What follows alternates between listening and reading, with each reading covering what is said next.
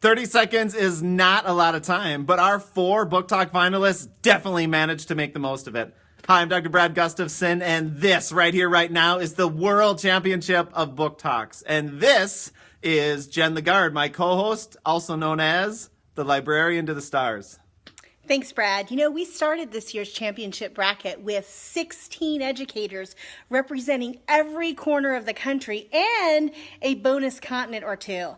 But now here we're finally down to the final 4 book talkers. And you know, I'm starting to think this whole podcast thing is kind of really just a formality because, as you know, the literacy legends have taken home the trophy every single year. Can you say three-peat?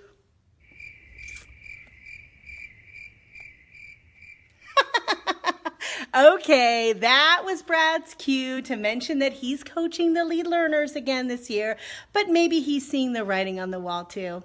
As a reminder, one of these 4 finalists will take home the coveted Vince Lombooki digital badge, plus $500 in books for their classroom or school library. Thanks to our friends at Scholastic. That's right, Jen. Scholastic has sweetened the pot. What better way to celebrate the Lombooki winner than to shower him or her with books, right? Makes sense. The only question I have is which of these 2 lead learners, see what I did there, will you pick to win it all? Remember, people, vote blue, vote blue, vote blue. Whoa! Back this train up, Brad. I thought we were supposed to be voting red. All right. Vote red, vote blue, whatever you do, do not forget to vote for your favorite of these 4 finalists after you watch them do their thing. And here are your 4 finalists. Oh my gosh, have I shown you this really cool new thing I found? What, a fidget spinner? No, not a fidget spinner. The water bottle flip? I am so over the water bottle flip.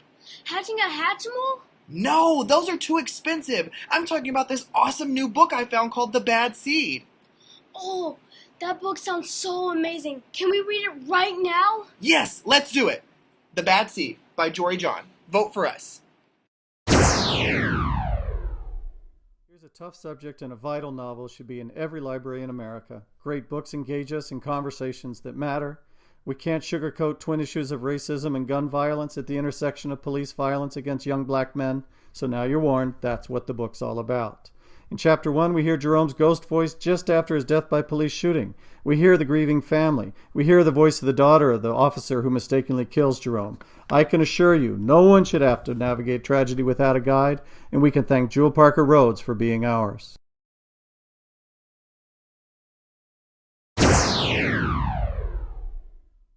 Students, if you ever want to bring an alligator to school, don't. Elise Parsley explains why this is a bad idea. Oh, Mr. Jack, an alligator messed up our room. That alligator is trouble.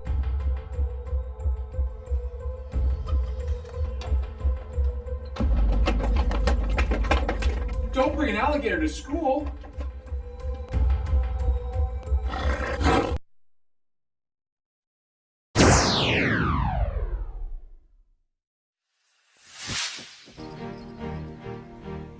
Avon's got no arms, but life is great, and then her parents move in. Now she's got to get used to a bunch of kids who stare at school. She meets a boy who barks and then finds out that he is really cool. Can these kids solve a mystery and make it out of middle school?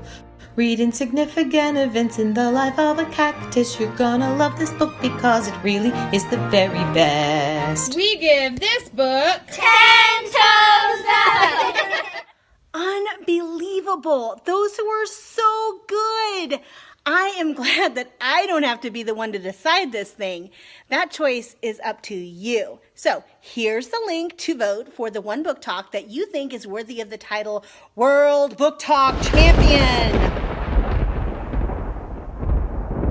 This has been so inspiring. So one of the best parts of this project is seeing educators share their students' 30-second book talks on hashtag 30-second book talk on Twitter. So Jen and I wanted to share a few student book talks that have been submitted and just celebrate those and remind everyone of the power of sharing the books we love and allowing students to do that in ways that are meaningful to them.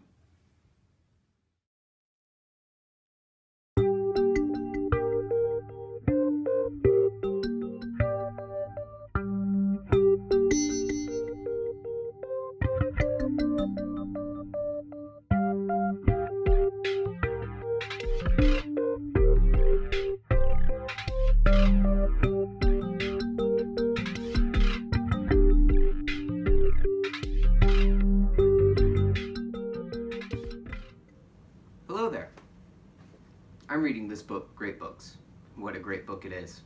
Now this book is 245 pages chock full of essays and short stories by some of the greatest philosophers of all time, ranging from ancient philosophers such as Aristotle and Plato to modern philosophers such as John Locke and Franz Kafka.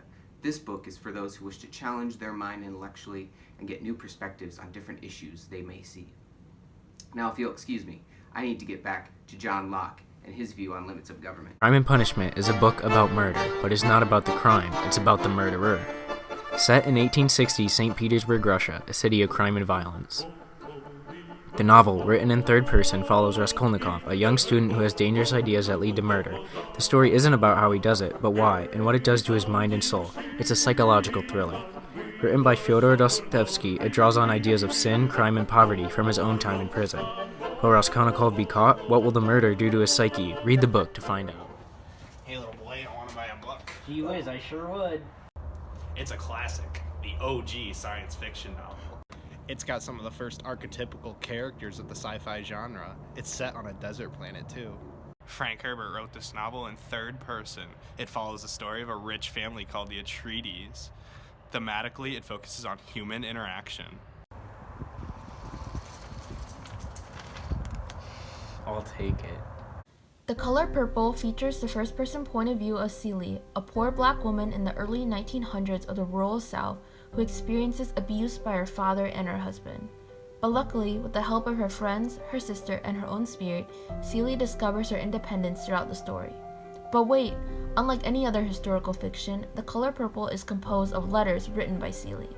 Intended for a mature audience, the main theme revolves around the power of strong female relationships, making it an inspiring and unforgettable read. Y'all, I don't even have words for those kids or those videos. Even my favorite word of all time, amazeballs, doesn't seem good enough. Never, ever underestimate the power of reading or of sharing the books you love with other people. Book talking is contagious. So thank you for watching, for voting, and most of all, for helping kids build lives that are empowered and informed by stories.